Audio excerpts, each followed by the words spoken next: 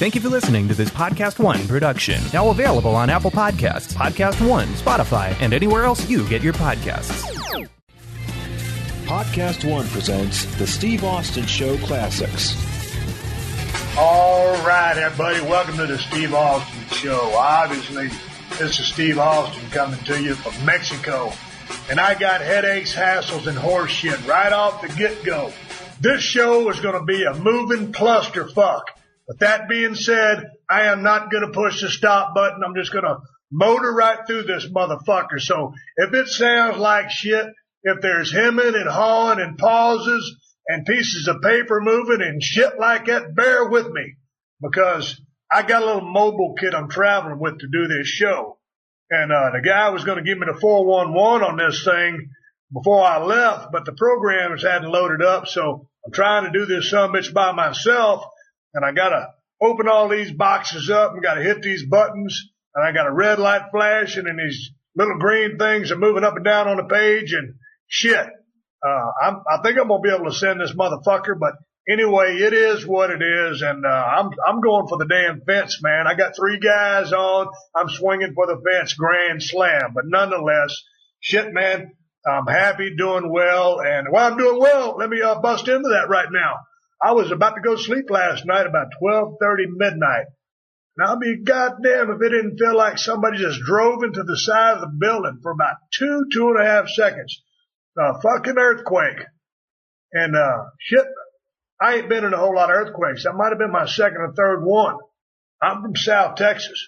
Man, I'm used to hurricanes and tornadoes, and those are some devastating motherfuckers in their own right. But when the ground starts cracking and crumbling and shit starts falling, it's a whole different animal. And anyway, it wasn't a fun experience, but it didn't last very long, and I took my dumb ass and went to sleep. It wasn't going to keep me from getting some shut-eye before I went out there and messed around with these damn rednecks. And speaking of rednecks, we rolled cameras today. We started filming Redneck Island Season 3 for CMT. And I got to say, man, I was wondering what I was going to get on this thing, and I was pretty happy with what I saw. I think we've got some good folks, some good rednecks, and I think I'm going to put it all on the line and put up some fierce competition. And that's what this goddamn whole thing is about, is competing to win $100,000. You got to have some skill. You got to have some smarts. You got to have a little bit of good luck as well. But we're going to turn it up this year. I'm going to bring out the best in these cats and see what they got. And I'm sure maybe 1 or 2 or 3 of them is going to crack under pressure. You know, they're away from their families for the first time, really in a foreign place that they haven't been, amongst all these strangers, living in 2 shacks with the people they're competing with. So it's a hell of an element for them to be in. And, you know, the ultimate prize is someone's going to walk off this motherfucker with $100,000, and that's a lot of goddamn money. I don't give a shit who you are. So I'm sure that they're going to do their best, and we're going to turn out a good program for you, and it's going to be starting here in a couple of months. As a matter of fact, I think this thing's going to premiere right after the CMT Music Awards. So anyway, all good in Mexico. Mobile kit flying like a motherfucker, and shit. Oh, I forgot to fucking talk about it. I just got settled in for the last 5 days. I ain't got no internet. Staying in a badass crib, nothing to bitch about, but I ain't got no internet. So if I ain't got no damn internet, I ain't got no new information. If there's one thing I can't stand, it ain't having no motherfucking internet. Now, back in the day, before we had, well, shit, man, how old am I? Back in the day, you know, we didn't have this shit, man. You didn't have to worry about it. You just, motherfucker, roll by on a bicycle and throw a paper at your front door, and you went out and you read the sumbitch. But hell, I'm over here. I can't read Spanish. I ain't got no USA Today hitting my goddamn front door, so I ain't got no new current events for you.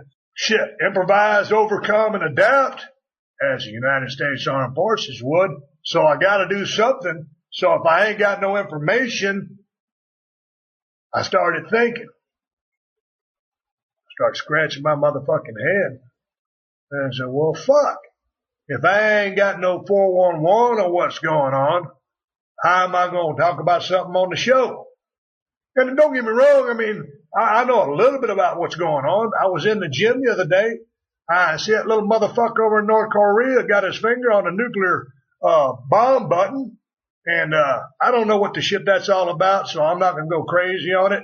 Don't know all the, I don't know the strategies and why he's mad or what the fuck's going on, but I'd like to sit down and have a shot of tequila with that son of a bitch and have a little come to Jesus meeting with him. Because here's the thing. When you push that goddamn button, you can't take it back. You send them goddamn missiles and them motherfuckers are going to fuck some shit up. So anyway, I hope the son of a bitch got his head screwed on tight. It just seems like more and more and more people just going fucking crazy. And this is a goddamn leader of their country. This ain't some idiot on the street. If there's one thing I can't stand, it's a motherfucker with his finger on a nuclear deployment button. That's one thing I can't stand, I'll tell you right now. Shit. Man, I'm sitting here right here in my hotel, and they stocked my refrigerator with some Pellegrino water. Now, I guess it's pretty good. I don't know what the hell it is. It got some little, I think it's got some carbonation in it, some fizzles or something. It ain't bad. I just prefer regular drinking water, but nonetheless, you know, I ain't thirsty because I got my Pellegrino here. And I see a motherfucker sometimes when you go to a restaurant, they'll come around to the table and say, well, what do you want? You want some water? You want Pellegrino? Man, just give me whatever's coming out of the fucking sink. You know, I'm fine with that. As long as I can wash my damn vittles and grub down and shit. So anyway, I'm fucking high rolling it, drinking my Pellegrino, talking to you about this show. And I ain't got shit to talk about. So like I said, going to improvise, overcoming, and adapting. I was going to talk about relationships. So I got on my Twitter account, Steve Austin BSR. Follow me if you would. Go along for the ride. And I reached out to my people on Twitter and said, hey, man, if you got any questions about relationships, send them on in to questions@steveaustinshow.com. And questions started flooding in. I was thinking, man, there could be a couple of questions maybe, but I didn't expect what I was going to get, and I got a shit pile of them. Some of them are kind of long and complex, and man, them long and complex ones, I mean, that's a little bit too much for me to handle. Excuse me, I can give you the basic 411 on some chicken shit stuff, but that heavy duty stuff, I gotta defer to my main man, Dr. Drew. Now, he's a resident expert, man. I ain't trying to take his job or jack his deal or nothing like that. I'm just trying to do something to buy a little time on this damn show, and we're going to talk about relationships. And, you know, as soon as I put that out, I got some tweets, and one of them from some guy who says, relationship advice. What are you going, soft? Or am I going soft because I want to talk to a motherfucker about a relationship?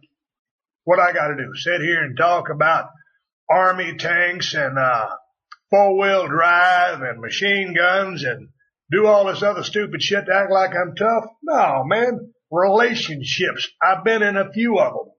So if I want to talk about some relationships and you got a problem with it, don't listen to the son of a bitch. Then I got another person that said, well, why would we listen to you about relationship? You've been divorced 3 times. Bingo! That's exactly why you can listen to me, because I got a little 411. I've been there. I've done that. Hell, I damn near got a PhD in divorces. Shit. That's one reason why you would listen to me, because I've been goddamn through it a couple times. Shit. I ain't got no PhD. I didn't go to school for 4 years and stay in for another 2 or 4 years and get another goddamn degree. Shit. You figure since I've been through it enough times, I fucked up enough times and learned from it, and then fucked up again and then really learned from it. Hey, I might got my shit together. Anyway, hey, maybe I do, maybe I don't. What I'll do is I'll read off some questions. I'll toss out a couple answers, and it's going to be what it's going to be. But before we do that, I want to take you back to right before I came out here to Mexico. And I thought about telling this story. I figured No, it's a stupid story. There ain't no reason you should tell this story because it's chicken shit. But it kind of falls in line with my headaches, hassles, and horse shit, but it's such a small story, it doesn't even classify as horse shit, so I'm going to call it chicken shit. And, but I figured if I did tell a story, if a motherfucker learns from it, because there's some fucking knuckleheads out there just like me. So guys, check this story out and, think about it and put the plan into action. Here's how the story breaks down. It's real simple, motherfucker. I come back from the gym, had a bust-ass workout, chest and tries, came in the gate all jacked up, and went to open the door, and the summit door was locked. Well, shit, so I looked around to the secret spot that we always keep the extra key, my wife and myself, and the extra key wasn't in the spot. So I said, well, man, look at this motherfucker. So I started looking again in that same spot. And the key still wasn't there. So I look around a little bit and I look back in the spot 5 more times. Like his motherfucker's gonna automatically appear out of nowhere after you done checked 5, 6 times before. You automatically always think that the sumbitch is supposed to be here, so it's gotta be there. And you know what? It wasn't. So I said, well, shit, I'll call my wife. I called my wife up and I said, well, I'm locked out of the house. What happened? She said, well, I told you I was going to go so-and-so and you needed to take your key with you. Well, of course, sometimes I'm like a lot of guys and I'm hard of hearing on top of that, and I didn't hear what she said, so my ass was locked out of the house. So she said, well, so-and-so down a few blocks away, our good neighbor who helps watch our place when we're gone, has an extra key. Why don't you call her up? Well, shit. I ain't calling nobody up, man. I'm slick as a motherfucker. Guys, I lock myself out of my house. I'm going to get in that motherfucker, right? So anyway, I said, nah, I ain't worried about it. I said, I'll get in. I'll call you later. And so I started looking around. I said, all right, shit. I don't break into a whole lot of houses, but I figure I'd give it the old go. I can get in my house because I know one of the doors might be unlocked. I know I kind of leave one of these windows open. Get over in there and pop a screen off. So I eased through the gate, looking around, checking things out. Sure enough, the other 2 doors was locked, tighter than a drum. So I said, all right. Yep, window's open. I just pop that screen off and climb up there on that unit and get through that damn screen. So I reached down to pull out my pocket knife because I always carry a pocket knife. You always got to have a pocket knife with you for something. You're hardly never going to use it for self-defense, but you got to have a pocket knife. If you're a guy, even a girl, should have a pocket knife. You can use it, get into a box, open a letter, cut a rope, this, that, whatever, scrape some shit off your shoe. You can use a knife for damn near anything. Well, since I reached down to get my own knife out, I quickly realized it was not there. What had happened to my trusty knife that I always carry every single day? Well, I had changed shorts and had left the motherfucker in the pocket on the clip pin in my right front pocket in the dirty clothes. So now I ain't got my knife and I ain't going to pry open no screen. Well, all right, it was a good idea. All I got to do is go out to the Bronco and rustle up in my center console and get a flathead screwdriver out. So I go to Bronco, open my center console, and look for a flathead screwdriver. Ain't got one. Well, shit. I got a bunch of tools in the back. Not a bunch, but I got some tools in the back. So I'll roll my window down on the Ford Bronco and start digging around through there in the back. And I got a pretty organized car. I mean, there's dog hair all over that motherfucker because I'm always hauling Hershey around and showing her the other dog we got. But Hershey's my partner in crime. We go everywhere together. So combing through that fucking dog hair. And I got a set of jumper cables. I got a tow strap. I got an axe. And I got a socket set. Ain't a goddamn flathead screwdriver to be found. And not even in the socket set. So I know I ain't gonna be prying that motherfucking screen off. So I go back and I take one last look because, I start trying the doors again, just like the key that was missing. I'm going to try these fucking doors again. Sure enough, they all locked. Screen's looking right at me, wide. The window's wide open, but the screen is there. And I ain't going to tear my screen out because the screen's was made to pull out from the inside. Now, I want in my house, but I'm a cheap motherfucker, and I ain't going to bust up my screen. So I'm walking out the front of the gate, and my last option, the old doggy door. I look at that son of a bitch, and I'm like, shit, you know what? I bet you can get through there. Our dogs, both of them are about 70 pounds, and they can barely fit through that motherfucker. But since I'm locked out of the house and I want to get in the house, and I done told my wife, don't worry about it, I got it.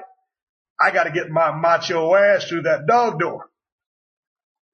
But then I thought about it for a second time, and I said to myself, you stupid son of a bitch, there ain't no way you're going to get through that dog door. You would need a crowbar, a shoehorn, and 10 gallons of KY jelly, and you still couldn't get your big ass through that motherfucker.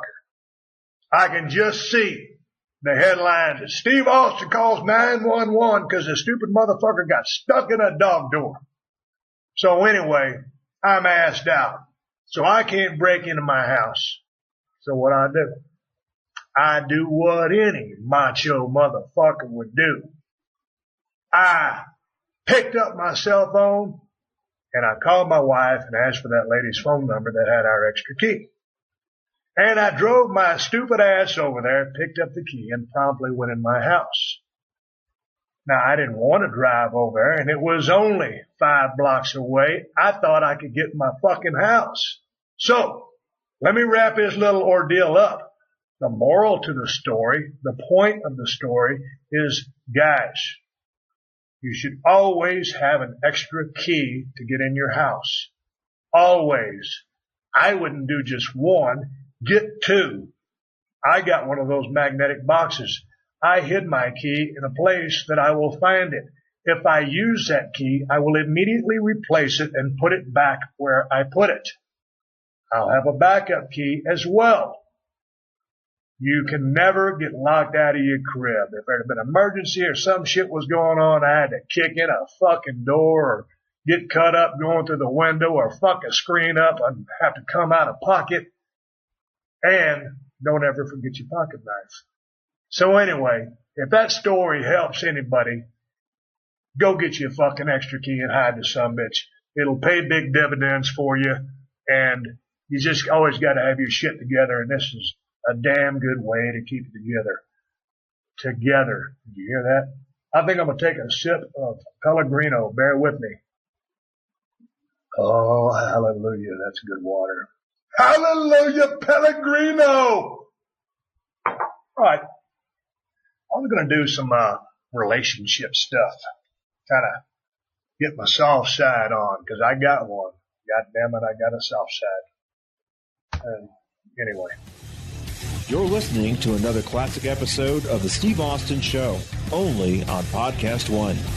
Geico asks, how would you love a chance to save some money on insurance? Of course you would. And when it comes to great rates on insurance, Geico can help. Like with insurance for your car, truck, motorcycle, boat, and RV. Even help with homeowners or renters coverage. Plus, add an easy-to-use mobile app, available 24-hour roadside assistance, and more. And Geico is an easy choice. Switch today and see all the ways you could save. It's simple. Go to geico.com or contact your local agent today.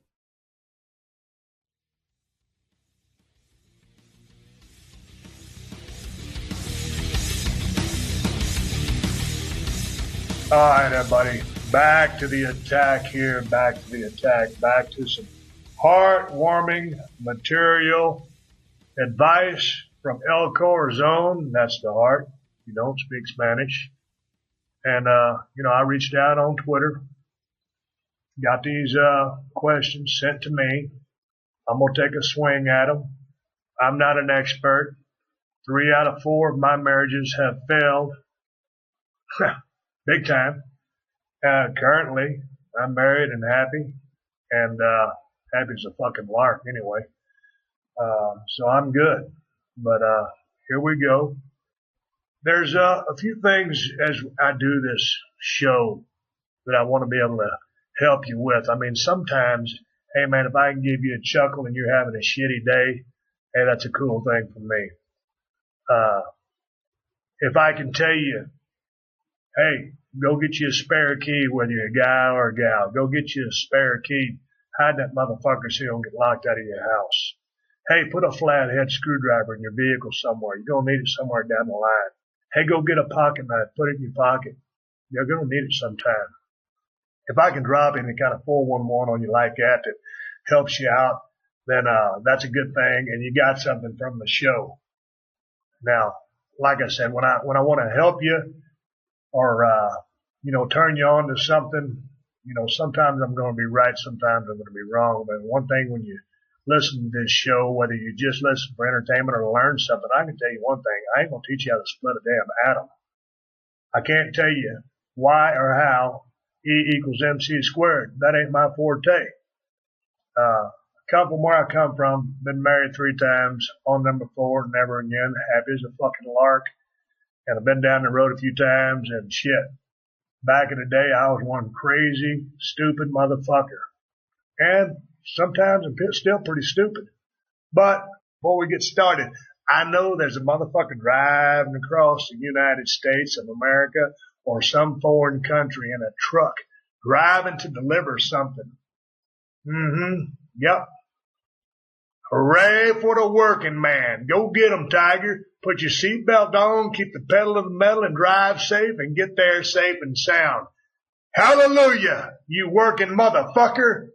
Here we go. Oh, that's a good one. I read this one a while ago. Hello, Steve.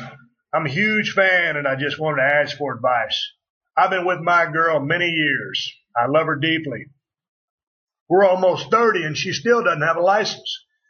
We've had many conversations which mainly lead to arguments. I'm just wondering how I can get her to shake this fear and start driving. Well, shit. She's 30 and she ain't driving. Now, I'm assuming everything's okay with her, that, she's physically fit and mentally all there. And if she just ain't driving, and there's got to be a fancy word that's a fear of driving. They got arachnophobia. What's that? Fear of spiders. Agoraphobia. There's all kinds of phobias out there. Maybe she got carophobia. I don't know what the fuck it's called. Hey, man, you got to have a little talk with this son bitch and see what's going on. I ain't railing on your girlfriend, but I mean, man, being 30, you got to be self-sufficient in today's world. So, man, you got to have a little talk and see what's going on. And, hey, dude, if it's a serious deal with her and she seriously don't want to drive, that's her option, and you got to be cool with it. And, she's cool with being able to get around in a fashion that's acceptable to her. And I guess you got to support her. And if you love her, there ain't nothing to argue about, brother. You just got to, be cool with it and remain a couple and go on down the road together. And to me, sounds like your motherfucking ass is going to be doing the driving.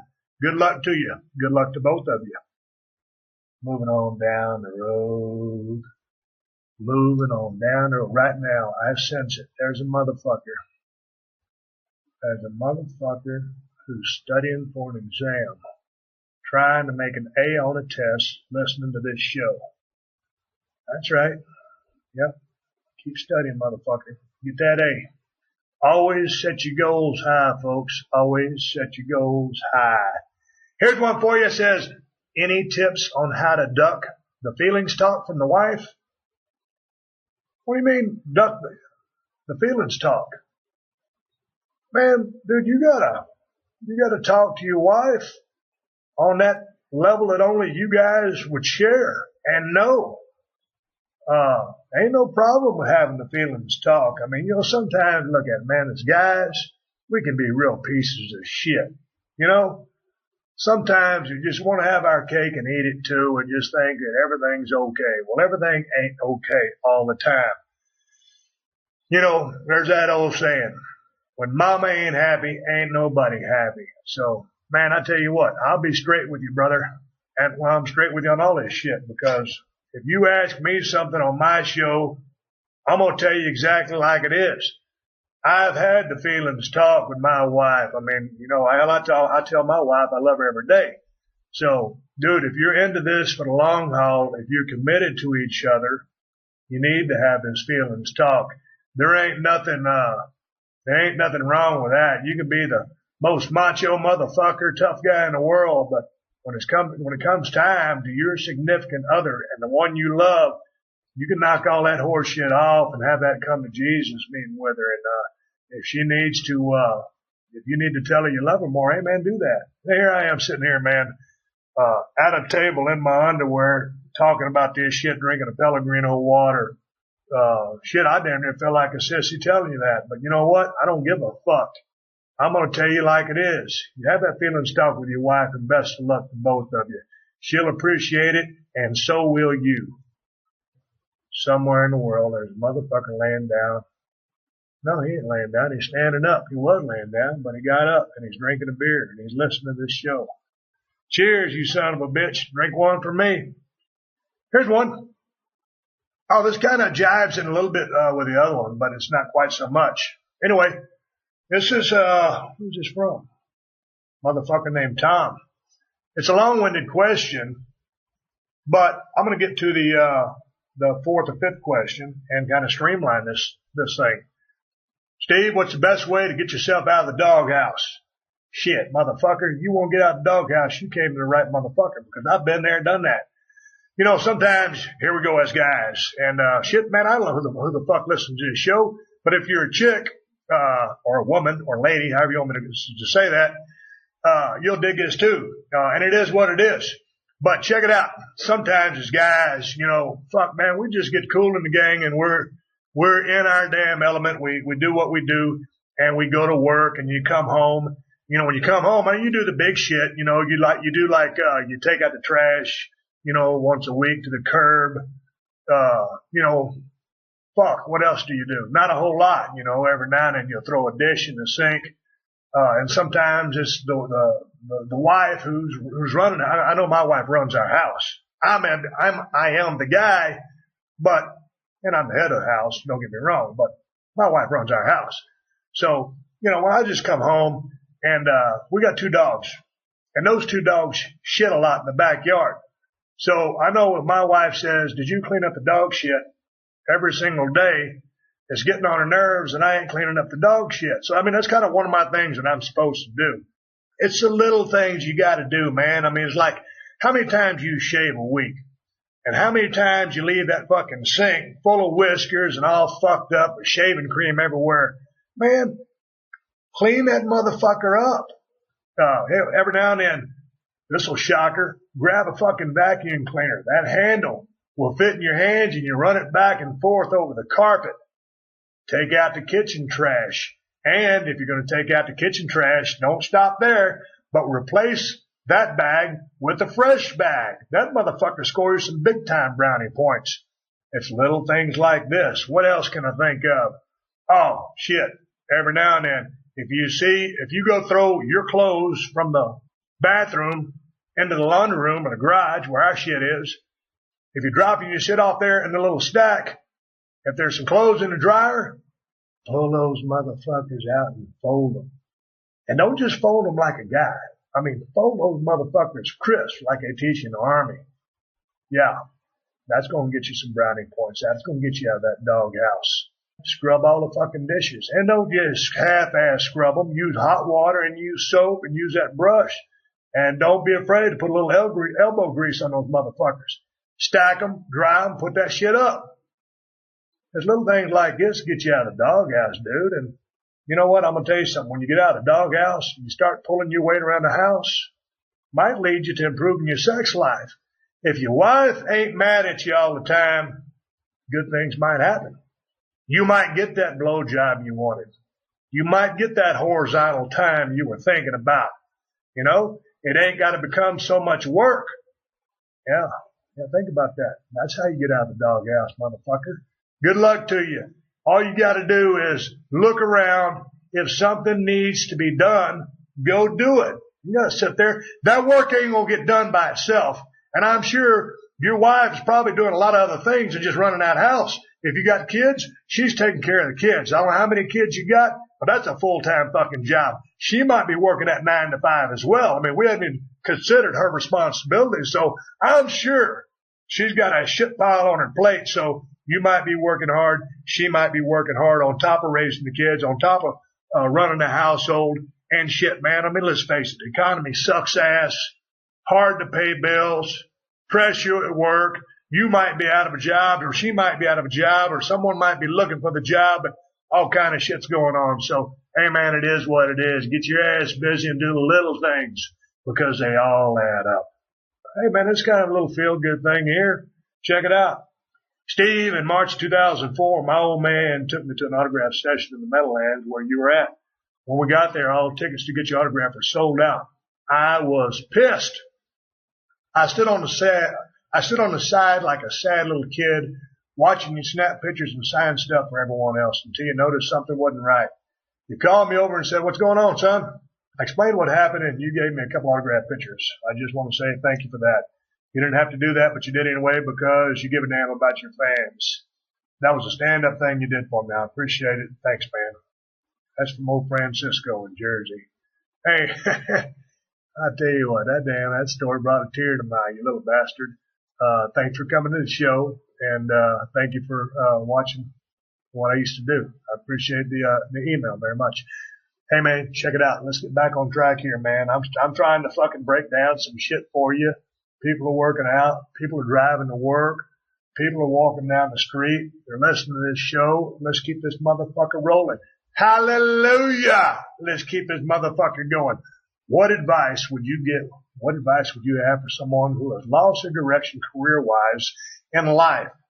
Too many desires to accomplish, not enough seemingly money or time to do it all as life keeps getting more and more complex. The easiest answer I can give you is slow down, kind of put the blinders on and focus straight ahead. It's great to have dreams that you want to accomplish, but you also have to face reality, and that's focusing in on one or two of them and accomplishing them before you can move on to the others. So, don't put the cart in front of the horse. Just lay back, accomplish one at a time, maybe put them in a list and in order, a priority, prioritize them. Man, that's a goddamn good word. Prioritize them. 4 syllables. So anyway, just put your things in order and don't get ahead of yourself. Don't put the cart in front of the horse. You can get everything accomplished, in a better fashion if you organize and take one goal at a time. I appreciate the email. You know what? Here's one that kind of goes back to the wrestling stuff. Most people have jobs that take them away from their families for days or weeks at a time, and most struggle with it. In the case of a pro wrestler or an actor, it can be significantly longer. How did you deal with it, and any advice for others? Boomer Sooner. Oh, Jason. Hey, man, I'll tell you what, how I dealt with it. Shit. It is what it is, man. You gotta do what you gotta do to pay the bills. And that's all it is, man. Work is work. Whether you're clocking in at a factory, whether you're mowing yards, whether you're on a freight dock, whether you're in entertainment business, whether you're pushing a broom, flipping burgers. I mean, work is work. And I believe in hard work. And it is I know people all over the world listen to this podcast. So being from America, it's the American thing to do. That's the way I was brought up. But from a worldwide standpoint, God damn it, we all should work and we should all work hard. I'm a firm believer that hard work always pays off. I've never been the best looking, best, most highly skilled or smartest at anything in my life. But due to the fact I got a strong work ethic, I ain't gonna sit here and blow smoke up my ass. I got a few things accomplished. So, work is what it is. Just go out there and do it. And that goes for everybody. Man, woman, or child. Nothing is entitled. You must earn your keep. There's a UFC question. I don't know how we're talking about relationships, and this question has no relationship with the others. So that's why I can talk about it in a relationship factor. Hey, Steve, if Cain Velasquez versus Junior Dos Santos happened again, who would be your pick? Man, I tell you what, man, that Cain Velasquez is a machine, man. I just think that guy was born to fight. Highly skilled, ton of heart, wrestling background, just super dangerous, super, super tough. Dos Santos, great stand-up game. Has that long reach, just a heavy-handed, accurate striking cat. I got to go back with Cain Velasquez again, and we're going to move on to the next. Here's one for you, and this ain't related to shit, but I'll answer it. It's hey Steve, I'm going bald. At what point did you decide to shave it all off? Well, shit, man. I remember I had long blonde hair, the prettiest blonde hair that you could ever fucking imagine in the world. And women, old ladies in Edna, Texas used to ask if I bleached it. I mean, hell, I was a kid. I was 10, 12 years old. You don't bleach well, back then you didn't bleach your hair when you was 10, 12 years old. Motherfuckers these days going to the beauty shop and getting highlights, lowlights, and all kinds of shit. And I'm talking about guys. Back then, that shit wasn't cool. You show up at 12 years old, 13 years old, 14 years old in South Texas with some highlights in your hair as a guy, you probably won't get your ass whipped. But anyway, back to the question. When I decided to shave it off, hell, I was stunning Steve over there. And, when I came into WWF, they wanted me to change my look. So I buzz cutted it. And after that buzz cut, I said, man, piss on it. You can't even see it. You might as well shave it all off. So hell, I think I shaved it all off. Here's the thing. If I hadn't gotten the business of pro wrestling, I probably would have never shaved it off. I've been one of them stupid motherfuckers combing that shit around a horseshoe on top of my head and looking like a fucking idiot. No, I wouldn't have done that because I'm a little bit more cool than that. But anyway, I did it, at that point. It was a career move for me. How do you think about that? That's it with the relation questions. Okay. I mean, there's some people out there, God damn it. I'm trying to throw everything at you, but the kitchen sink, and I'm telling you like it is. I always will. I ain't got hardly no internet over here. This motherfucker's too slow.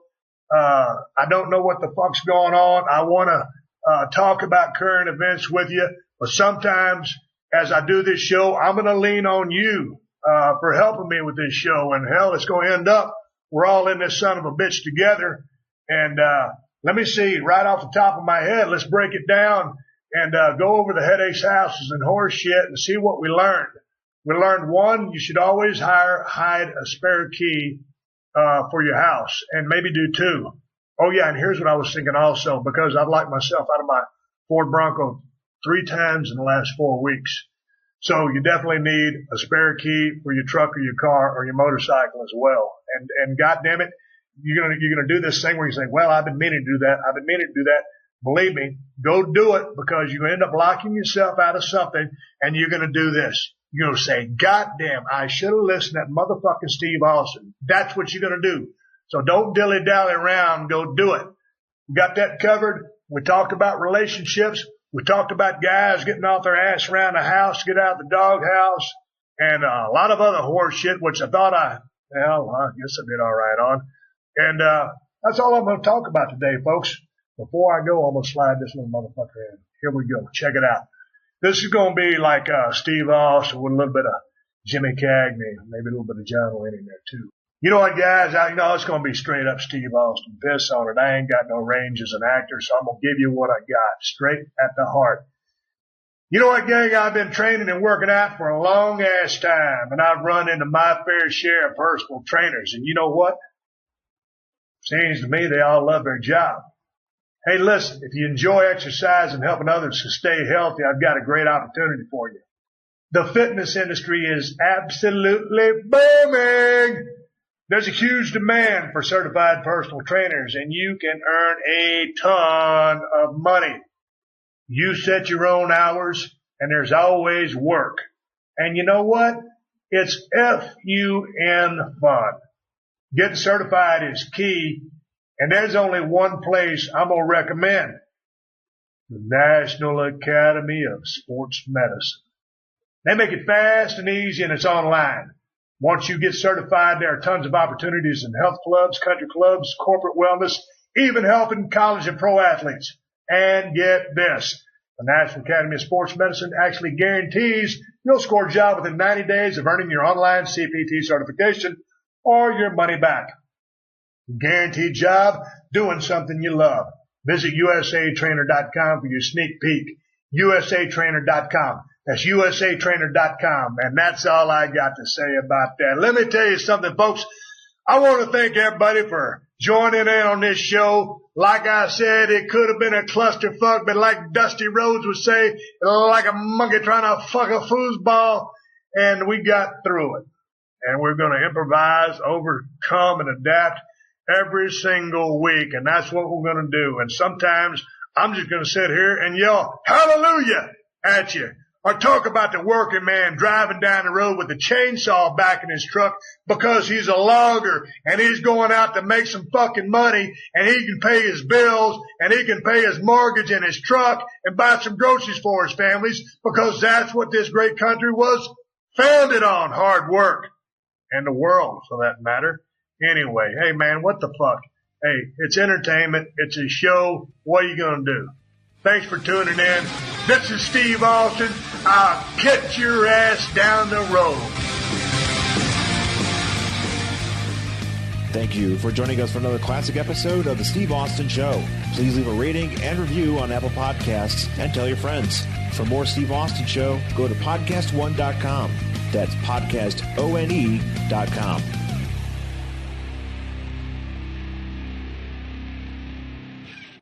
Watch Yellowstone for free on Pluto TV. All this weekend, Pluto TV is streaming a marathon of seasons 1 to 3 of Yellowstone, the show The Wrap calls a smash hit series. Pluto TV also has hundreds of channels and thousands of movies and TV shows like Mission Impossible 3, Gladiator, CSI, and more.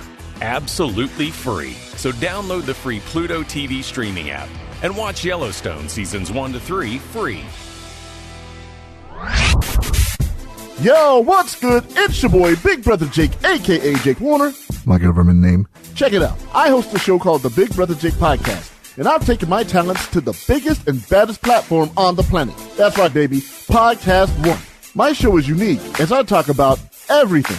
Life, sports, entertainment,